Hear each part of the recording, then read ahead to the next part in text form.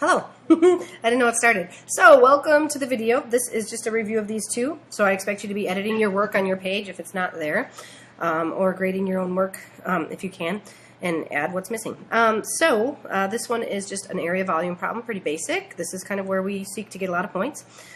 F and G are just intersecting functions here.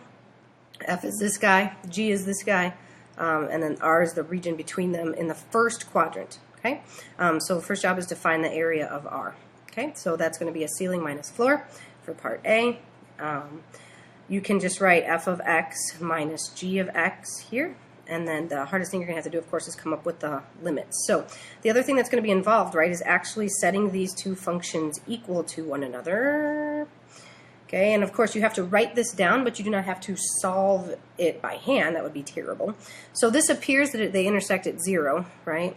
So we're looking for, again, these two intersection points. So if you plug in 0 to these, you know, you get 1. So x equals 0 is one solution, and the other one is going to come from, you know, putting them in the calculator and setting them equal that way. So make sure you're in radians. Oh, dang it. Make sure you're in radians if you aren't yet. E x over 2, right? Okay, and then zoom 6 to start with, and then it's kind of hard to see this intersection in the normal zoom window, so you may have to I actually use the zoom in feature this time, so I hit zoom and then in, and then you know you have to move your cursor somewhere where you expect that to be in the first quadrant, and that just kind of zooms in quickly for you. There's your periodic function, here's your exponential, and I'm going to go ahead and do the intersection. And as soon as I get this value, right, I'm going to write it down, 1.135. I'm going to store that in case I need it later. So in the home screen, I'm going to store that in alpha A. Okay, so I've got that locked up now. And so on our limits, we have to put 0. And then if you put that this equals A here, you can just write A up here. Otherwise, the expectation is that you have 1.135 or 1.136 here. But then when you formally do the integration, right, use the full decimal. That's the proper way to do it. That turns out to be, after a little math 9, right, 0.4291. So 0.429 is the only acceptable answer. You better expect that it's positive, okay, and go on with it. So part B, find the volume when we rotate this bad boy about the x-axis. So here it goes. So you have to ask yourself, is this washer or disk? The answer is that it is washer. And then you have to decide whether it's x or y. Since this is a horizontal line, it has to be in terms of x, right? So I have to draw my big R, my little r for the blank space. Okay, so my big R is f of x, and my little r is g of x tall. Thankfully, we have the same, excuse me, same limits. So we have got 0 to a. We do have to throw that pi in front, and then we just have to do the big R squared minus the little r squared. Okay, and then type it in accurately. Okay, and you end up with 4.266, or the only other acceptable answer is 4.267. Again, if you're not getting these, it's possible that you're not in radian mode.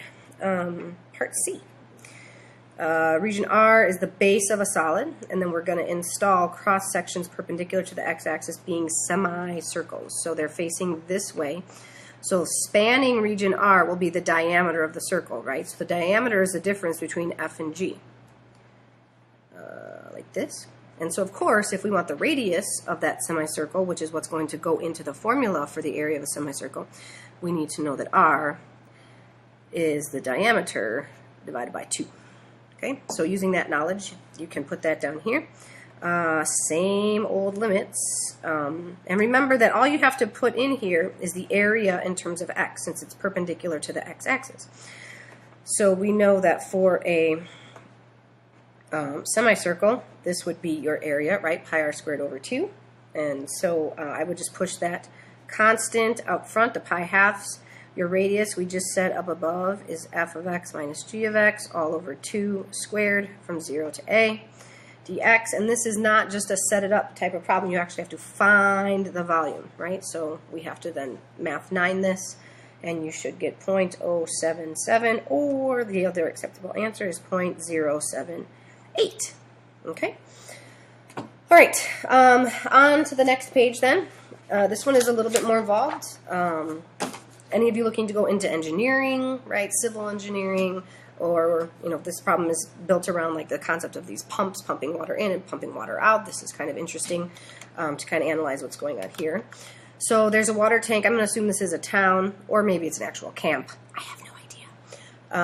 But it's got 1,200 gallons of water at time 0. I would just underline that to draw attention to it. During the time interval 0 to 18, so these are hours, water's pumped into the tank, so this is the rate that it's coming in. Okay, this is a rate, and it's labeled W. Okay, so this is, you know, one of those things that we constantly battle, understanding what that notation means. During the same interval, it's removed from the tank at this rate, so this is the rate that it's going out.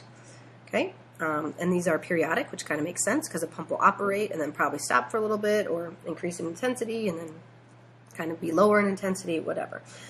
A, is the amount of the water in the tank increasing at T equals 15? Why or why not? This to me begs you needing to write a sentence. Okay, so make sure you establish that after you answer this first part. Well, what would determine if the amount that's in there is increasing or decreasing? Well, it would be a comparison, right, of how fast it's coming in and how fast it's going out. So we would have to compare the value of this rate and the value of this rate. Okay, so your work for part A is going to be evaluating W of 15, okay, and then whatever R of 15 is. Okay, so you have to compare these two amounts. So I would probably put them in the calculator. So in the first one, I would put W. Make sure you move out of that square root after you take the square root of T, and then sine of x over 6 can be squared right here. Okay, and that means the correct thing. Then we have 275 sine of x over 3 squared, and that's good to go there. Okay, back to the home screen. So I need to know, actually, probably a table would be the best place to do this. Yeah, looking at 15, here you have the value for the rate that it's coming in, 131.78 gallons per hour. And then the rate that it's going out is 252. So it's pumping more out. This rate is faster because it's larger. So that means the water should be doing what? Okay, since this number is bigger, it should be leaving. More water is leaving the tank than coming in. So it's decreasing. Amount is decreasing because I would just say R of 15 is greater than W of 15. Okay. Part B. To the nearest whole number, how many gallons of water are in the tank at T equals 18? Okay, so that kind of involves starting point, what's come in and what's gone out. And if these are rates, think about how we get the quantity of gallons, right? What operation do we do? Do we differentiate or do we integrate? Makes sense to integrate, right? So the amount at any time, I'm going to call it X, is going to be 1,200 plus how much has come in. So I'm going to add that, right, for W of T.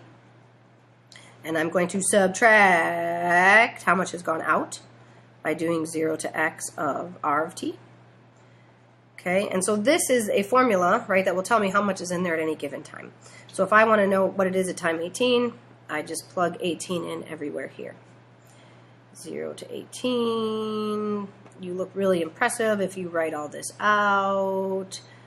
Okay, but using these accumulator functions or changing the limit to be the, you know, a plug-in value is going to be something we do a lot in the review. So let's get used to this. And so this is just 1,200 math 9 this. Make sure you subtract math 9 that. And then rounding it, I think you get 1,310 gallons. Since they said to the nearest whole number, don't give them the decimal.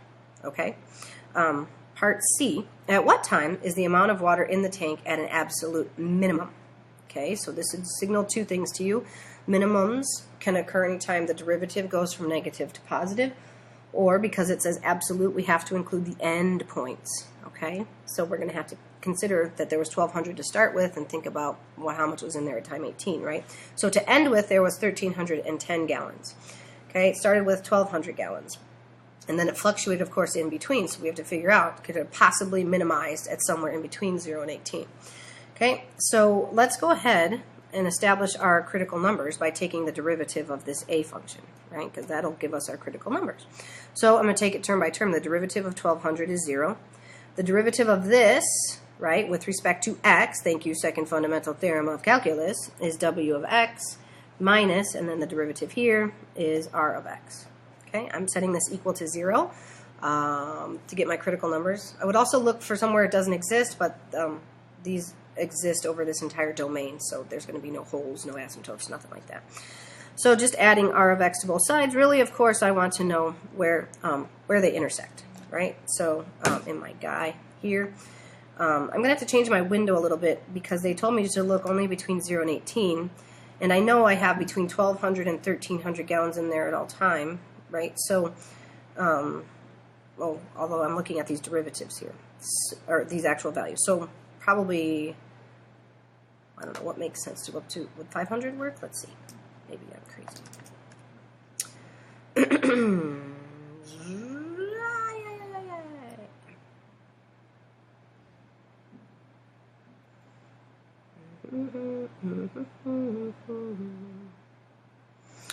All right, so you can see this is the first function is this guy right here, right?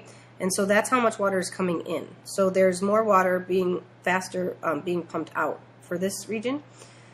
And then it's decreasing and there's more water coming in, right? So if you think about which of these intersection points matters, right? It's going to be the one where, since we're trying to minimize it, where there's greater pumping out than pumping in, because this is physically higher than this graph. So this is probably the only critical number that's going to matter to me. This will indicate probably a relative maximum of some sort. So I'm actually going to go after this one. You can put both of them in your table, right? That's not going to matter. So one critical number is 6.494. I'm going to store that. X alpha A. Oh, good story. Alpha A. And then I'll get the other intersection point. What is that over there? 12-ish. 12.97, and I'll store that in alpha B. So X to alpha B. Better. Good job. Okay, so these are my two answers to this. 6.494 and 12.974. I'll just truncate. And so those, along with my endpoints, go into finding the absolute minimum. So I'm going to put 0 times 0. I'm going to put, again, I'm only going to put this number in here because I know this one won't work. Actually, I'll show you why.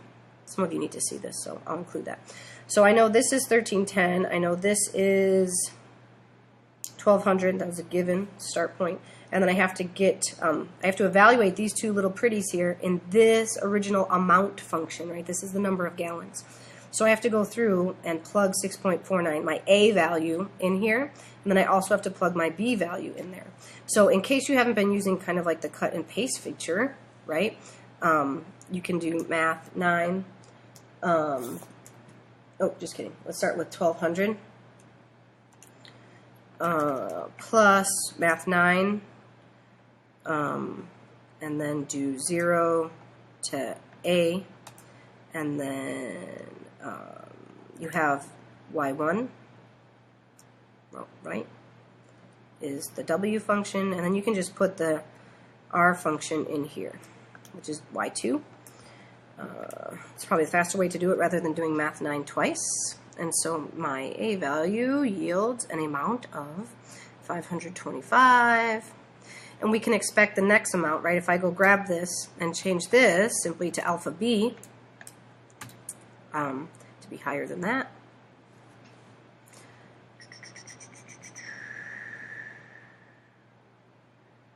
$16.97. Okay, so that's obviously not an absolute minimum. So this is our winner. So we're going to go ahead and say we reread the question. At what time t, so I'm giving the x value, not the y, is the amount of water in the tank an absolute min? Show the work that leads to your conclusion. So you have to show that you consider the endpoints. If you don't do that, you don't get full credit. So you could just say, I think this is enough work to show at t equals 6.494. Okay? It doesn't say justify. It just says show the work. So I would say that this is enough. I'm going to squeeze part D over here. D says for time, anytime after 18, no water is pumped back into the tank. So this is not existing then, right? That top function is not happening any longer. The water continues to leave the tank. Let K be the time at which the tank becomes empty. Write but do not solve an equation involving an integral expression that can be used to find the value of K. So we have to figure out when, after 18 hours, has how much been pumped out, right? Well, how much is in there at 18 hours, right? So we have to look back at our work. We calculated previously that there's 1,310 gallons in there. So I'm going to go ahead and try to figure out how long it takes R to pump that much out, right? And so I'm going to go ahead and integrate that from 18 to K to get my amount. I'm going to make sure to use R of T as my integrand. And I need that to be equal to 1310, right? Let me see here. So this little equation is all you have to do for part D. Okay, so whatever your answer was to part B here, if you did not get 1310 gallons because you did the wrong operations, use this number. Okay, so your equation here, your integrand or integral should be set equal to that number. Okay. The one thing I would advise too is to go back, and if you didn't do the keystrokes, and remind yourself about how to do Math 9. Make sure to do that because it's helpful to just make sure you're doing Math 9. You're finding intersections, you're storing values, and practicing those skills just as you would the math concepts because you're going to get tested on that just the same. Okay, so one thing I just want to emphasize that I kind of glazed over is it's probably better, since these guys have the same limits, you don't want to do Math 9 twice. I should have said this earlier. You just want to do one Math 9 and have W of T minus R of T as your integrand. Okay, that's just a little bit easier calculator-wise. Okay, all right, happy learning.